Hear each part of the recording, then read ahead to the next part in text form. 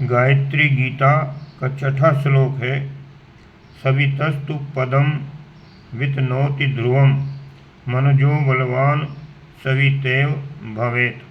अर्थात सवितुः ये पद बतलाता है कि मनुष्य को सूर्य के समान बलवान होना चाहिए और सभी विषय तथा अनुभूतियाँ अपनी आत्मा से ही संबंधित हैं, ऐसा विचार करना चाहिए। भावार्थ है, सूर्य को वीर्य और पृथ्वी को रज कहा जाता है। सूर्य की शक्ति से संसार की सब क्रियाएं होती हैं। इसी प्रकार आत्मा अपनी क्रियाशीलता द्वारा विविध प्रकार की परिस्थितियां उत्पन्न करती हैं। प्रारब्ध, भाग्य, देव आदि भी अपने प्राचीन कर्मों का ही परिपाक मात्र है। इसलिए अपने लिए जैसी परिस्थिति अच्छी लगती है उसी के योग्य अपने को बनाना चाहिए। अपना भाग्य निर्माण करना हर मनुष्य के अपने हाथ में है। इसलिए आत्मनिर्माण की ओर ही सबसे अधिक ध्यान देना चाहिए। बाहर की सहायता भी अपनी अंतरंग स्थिति के अनुकूल ही मिलती है। मनुष्य को तेजस्वी, बलवान, पुरुषार्थी बनना चाहिए। स्वास्थ्य, विद्या, धन, चतुरता, संगठन, यश, साहस और सत्य, इन 8 बलों से अपने को सदैव बलवान बनाने का प्रयत्न करना चाहिए। अगला श्लोक है, वर्ण्यश्चेतद्वे प्रकटयति श्रेष्ठत्वमनिशं सदा पश्ये श्रेष्ठं मननमपि श्रेष्ठस्य विदधत्। अर्थात वर्ण्य ये शब्द प्रकट करता है कि प्रत्येक मनुष्य को नित्य श्रेष्ठता की ओर बढ़ना चाहिए। श्रेष्ठ देखना, श्रेष्ठ चिंतन करना, श्रेष्ठ विचारना, श्रेष्ठ कार्य करना, इस प्रकार से मनुष्य को श्रेष्ठता प्राप्त होती है। भावार्थ है, मनुष्य वैसा ही बनता है जैसे उसके विचार होते हैं। विचार सांचा है और जीवन गीली मिट्टी। जैसे विचारों में हम डूबे रहते हैं, हमारा जीवन उसी ढांचे में ढलता जाता है। वैसे ही आचरण होने लगते हैं, वैसे ही साथी मिलते हैं, उसी दिशा में जानकारी, रुचि तथा प्रेरणा मिलती है। इसलिए यदि अपने को श्रेष्ठ बनाना है तो सदा श्रेष्ठ मनुष्यों के संपर्क में रहना, श्रेष्ठ पुस्तकें पढ़ना, श्रेष्ठ बातें सोचना, श्रेष्ठ घटनाएं देखना, श्रेष्ठ कार्य करना आवश्यक है। दूसरों में जो श्रेष्ठताएं हों उनकी कदर करना और उन्हें अपनाना, श्रेष्ठता में श्रद्धा रखना, ये सब बातें उन लोगों के लिए बहुत आवश्यक हैं जो अपने को श्रेष्ठ बनाना चाहते हैं। अगला श्लोक है, भर्गो व्याहरते पदम ही नितराम लोकः सुलोको भवेत् पापे पाप विनाशने त्वविरतं दत्तावधानो वसेत। अर्थात भर्गो ये पद बताता है कि मनुष्य को निष्पाप बनना चाहिए, पापों से सावधान रहना चाहिए, पापों के दुष्परिणाम को देखकर उनसे घृणा करे और निरंतर उनको नष्ट करने के लिए संघर्ष करता रहे। भावार्थ है, संसार में जितने दुख हैं पापों के कारण हैं। अस्पतालों में, जेल खानों में तथा अन्यत्र नाना प्रकार के कष्टों से पीड़ित मनुष्य अब के या पुराने पापों से ही दुख भोगते हैं। नरक में भी पापी ही त्रास पाते हैं। संत और परोपकारी पुरुष दूसरों के पापों का बोझ अपने सिर पर लेकर दुख उठाते हैं और उन्हें शुद्ध करते हैं। चाहे दूसरों का दुख कोई संत सहे, चाहे पापी स्वयं सहे, हर हालत में दुखों का कारण पाप ही है। इसलिए जिन्हें दुख का भय है और सुख की इच्छा है, उन्हें चाहिए कि पापों से बचें और भूतकाल के पापों के लिए प्रायश्चित करें। पापों से सावधानी रखना और उन्हें भीतर बाहर से नष्ट करने के लिए संघर्ष करना, ये बहुत बड़ा पुण्य कार्य है, क्योंकि इसे अगणित प्राणी दुखों से छुटकारा पाकर सुखी बनते हैं। निष्पापता में ही सच्चे आनंद का निवास है। अगला श्लोक है, देवस्येति तु व्याकरोत्यमपरा मर्त्योऽपि संप्राप्यते देवानां शुद्धदृष्टिकरणात् सेवोपचारात् भुवि।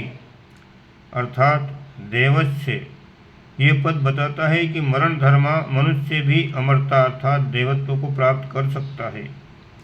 देवताओं के समान शुद्ध दृष्टि रखने से, प्राणियों की सेवा करने से, परमार्थ कर्म करने से, निर्बलों की सहायता करने से मनुष्य के भीतर और बाहर देवलोक की सृष्टि होती है। भावार्थ है, परमात्मा की बनाई हुई इस पवित्र सृष्टि में जो कुछ है पवित्र और आनंदमय ही है।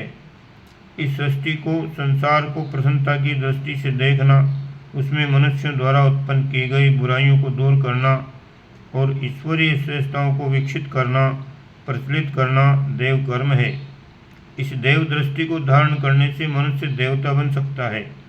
जो अपने को शरीर न समझकर आत्मा अनुभव करता है वह अमर है, उसके पास से मृत्यु का भय दूर हो जाता है।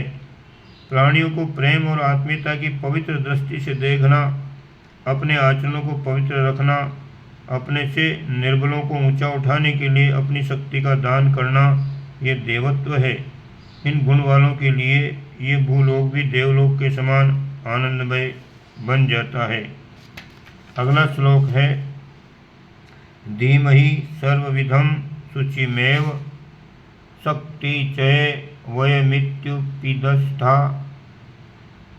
अर्थात धीमहि का आशय है कि हम सब लोग हृदय में सब प्रकार की पवित्र शक्तियों को धारण करें।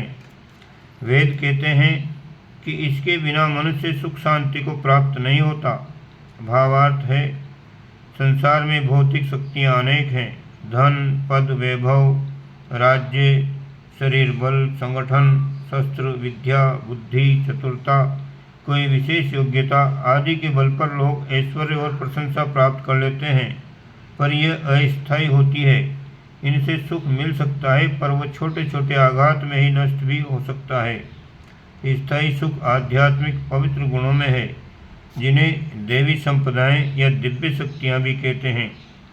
निर्भयता, विवेक, स्थिरता, उदारता, संयम, परमार्थ, स्वाध्याय, तपश्चर्या, दया, सत्य, अहिंसा, नम्रता, धैर्य, अद्रोह, प्रेम, न्यायशीलता, निरालस्य आदि देवी गुणों के कारण जो सुख मिलता है उसकी तुलना किसी भी भौतिक संपदा से नहीं की जा सकती। इसलिए अपनी देवी संपदाओं का कोष बढ़ाने का प्रयत्न करते रहना चाहिए। अगला श्लोक है धियो मत्योन्मय्या गमनात्र सुमतिताम विजानिया तत्वं विमल नव नीतम परमिव। अर्थात धियो पद बतलाता है कि बुद्धिमान को चाहिए वह वेद शास्त्रों को बुद्धि से मत कर मक्खन के समान उत्कृष्ट तत्वों को जाने, क्योंकि शुद्ध बुद्धि से ही सत्य को जाना जाता है। भावार्थ है संसार में अनेक विचारधाराएं हैं, उनमें से अनेकों आपस में टकराती भी हैं। एक शास्त्र के सिद्धांत दूसरे शास्त्र के विपरीत भी बैठते हैं। इसी कारण एक विद्वान या ऋषि के विचार दूसरे विद्वान या ऋषि के विचारों से पूर्णतया मेल नहीं खाते। ऐसी स्थिति में विचलित नहीं होना चाहिए। देश, काल, पात्र, परिस्थिति के अनुसार जो बात एक समय बिल्कुल ठीक होती है वही भिन्न परिस्थितियों में गलत भी साबित हो सकती है। जाड़े के दिनों में जो कपड़े लाभदायक होते हैं उनमें गर्मी के काम नहीं आ सकते। इसी प्रकार एक परिस्थिति में जो बात उचित है वो दूसरी परिस्थिति में अनुचित हो जाती है। इसलिए किसी ऋषि, विद्वान, नेता या शास्त्र की निंदा न करते हुए हमें उनमें से वही तत्व लेना चाहिए जो आज की स्थिति के अनुकूल हैं। इस उचित अनुचित का निर्णय तर्क, विवेक और न्याय के आधार पर वर्तमान परिस्थितियों को ध्यान में रखते हुए करना चाहिए। अगला श्लोक है यो नो वास्ति तु शक्ति साधन सच्चयो न्यूनाधिकश्चा यथा भागम न्यूनमतम ही तस्य विदेधमात्म प्रसादाय च।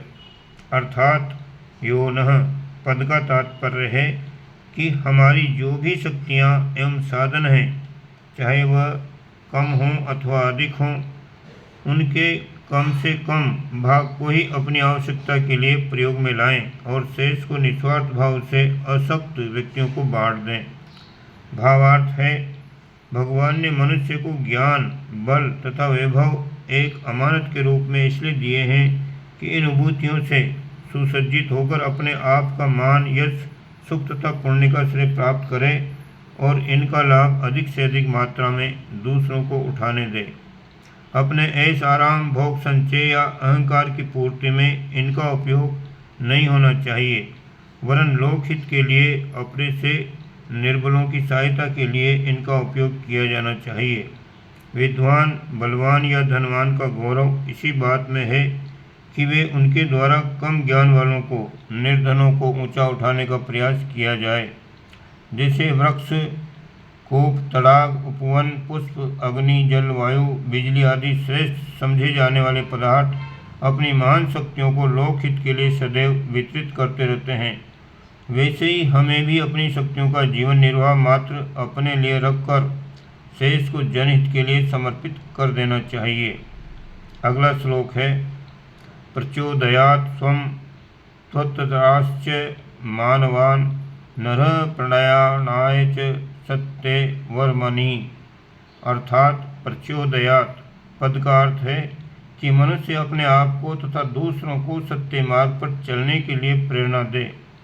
इस प्रकार किए हुए सब कामों को विद्वान लोग धर्म कहते हैं। भावार्थ है, प्रेरणा संसार की सबसे बड़ी शक्ति है। इसके बिना सारी साधन सामग्री बेकार है, चाहे वह कितनी ही बड़ी क्यों न हो। प्रेरणा से उत्साहित और प्रवृत्त हुआ मनुष्य यदि कार्य आरंभ कर देता है तो साधन अपने आप जुटा लेता है, उसे ईश्वरीय सहायताएं मिलती हैं और अनेक सहयोगी प्राप्त हो जाते हैं। इसलिए अपने आप को सन्मार्ग पर चलाने के लिए प्रेरणा तथा प्रोत्साहन प्राप्त करना चाहिए तथा दूसरों को श्रेष्ठता की दिशा में अग्रसर करने के लिए उन्हें प्रेरित करना चाहिए। वस्तुएं देकर किसी का उतना उपकार नहीं किया जा सकता है। सत्कार्य के लिए प्रेरणा देना इतना बड़ा पुण्य कार्य है कि उसकी तुलना में छोटी मोटी पुण्य प्रक्रियाएं बहुत ही तुच्छ बैठती हैं। अगला और अंतिम श्लोक है, गायत्री गीताम हेताम यो नरो वेत्ति तत्वतः स मुक्त्वा सर्वदुखेभ्य सदा नदे निमज्जति। अर्थात जो मनुष्य इस गायत्री गीता को भली प्रकार जान लेता है वह सब प्रकार के दुखों से छूटकर सदा आनंद मग्न रहता है। गायत्री गीता के उपयुक्त 14 श्लोक समस्त वेद शास्त्रों में भरे हुए ज्ञान का निचोड़ हैं। समुद्र मंथन से 14 रत्न निकले थे। समस्त शास्त्रों के समुद्र का मंथन करने के बाद निकाले गए ये 14 श्लोक रूपी 14 रत्न हैं। जो व्यक्ति इन्हें भली प्रकार हृदयंगम कर लेता है वह कभी भी दुखी नहीं रह सकता, उसे सदा आनंद ही आनंद रहेगा। ओम शांति।